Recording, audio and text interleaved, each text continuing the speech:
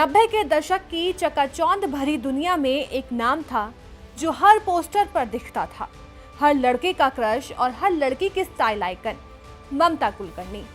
लेकिन ग्लैमर की इस चमचमाती दुनिया के पीछे एक और कहानी थी, एक और चेहरा जो विवादों, अपराध और आखिरकार आध्यात्म की शरण में खो गया।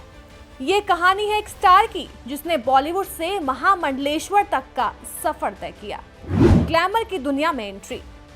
20 अप्रैल 1972 को मुंबई के एक मराठी ब्राह्मण परिवार में जन्मी ममता का असली नाम था ममता मुकुंद कुलकर्णी। कुछ रिपोर्ट्स के मुताबिक फिल्मों में आने से पहले उनका नाम पद्मावती था। उनकी मां आध्यात्मिक थी और खुद एक्ट्रेस बनना चाहती थी, लेकिन शादी के बाद वो सपना छोड़ दिया। ममता ने कभी एक्ट्रेस बनने की सोची नहीं थी, लेकिन मां के कहने पर उन्होंने एक्टिंग में कदम रखा और फिर जो हुआ वो इतिहास बन गया।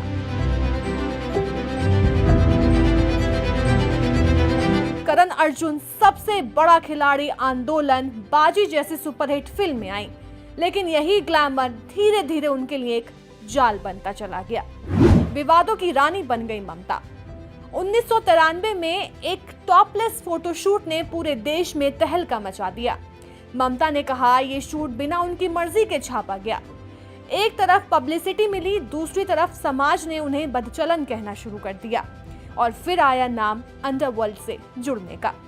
1994 में फिल्म गैंगस्टर के दौरान उनका नाम जोड़ा गया छोटा राजन से, जो उस वक्त दाऊद इब्राहिम का राइवल था। हालांकि ममता ने हर बार इन आरोपों को खारिज किया, लेकिन विवाद उनका पीछा नहीं छोड़ते थे। बॉलीवुड से गायब और फिर ड्रग रैकेट में नाम। 2002 में उनकी आखिरी फिल्म कभी तुम कभी हम रिलीज हुई और इसके बाद वो लाइमलाइट से गायब हो गईं। कहा गया कि वो दुबई चली गईं और वहां उन्होंने ड्रग लॉर्ड विक्की गोस्वामी से शादी कर ली। हालांकि ममता ने शादी से इनकार किया और कहा हम सिर्फ रिलेशनशिप में थे। 2016 में 2000 करोड़ रुपए के ड्रग रैकेट में उनका नाम सामने आया। मुंबई पुलिस ने उनके खिलाफ गिरफ्तारी वारंट भी जारी किया। ममता ने इसे झूठा और साजिश बताया और कहा मैं निर्दोष हूं, लेकिन सच जो भी हो, उनकी छवि पर ऐसा दाग लग चुका था जिसे धो पाना आसान नहीं था।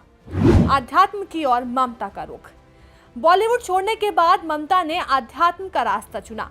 2012-13 में वो प्रयागराज कुंभ में शामिल हुई और वहीं से उनकी साधना शुरू हुई। 2024 में करीब 24 साल बाद वो भारत लौटी और एक इंटरव्यू में बताया मैं अब सन्यासी बन चुकी हूँ, मेरा बॉलीवुड से कोई लेना देना नहीं है। जनवरी 2025 में उन्होंने प्रयागराज महाकुंभ में सबको चौंका दिया। उन्होंने किन्नर अखाड़े में संन्यास लिया और मिली महामंडलेश्वर की उपाधि। गंगा यमुना के संगम पर उन्होंने पिंडदान किया, अपने पुराने जीवन को पूरी तरह छोड़ने का प्रतीक। लेकिन फिर आया एक और विवाद। कुछ संतों ने ममता के महामंडलेश्वर बनने पर सवाल उठाए। आखिरकार किन्नर अखाड़े ने भी उन्हें पद से हटा दिया। मीडिया रिपोर्ट्स के मुताबिक ममता की नेटवर्थ करीब $10 मिलियन यानी कि लगभग 85 करोड़ रुपए है, लेकिन बैंक ने उनके अकाउंट सीज कर दिए। जब उनसे सवाल किया गया कि क्या आप 10 करोड़ देकर महामंडलेश्वर बनी हैं, इस पर ममता ने जवाब दिया 10 करोड़ तो छोड़िए, मेरे अकाउंट में 1 करोड़ भी नहीं है। मैंने गुरु दक्षिणा देने के लिए भी 2 लाख उधार लिए थे। आज की ममता आध्यात्मिक, सशक्त और शांत हैं। आज ममता कहती हैं मेरा जन्म बॉलीवुड के लिए नहीं हुआ था, मैं एक उद्देश्य लेकर आई हूँ।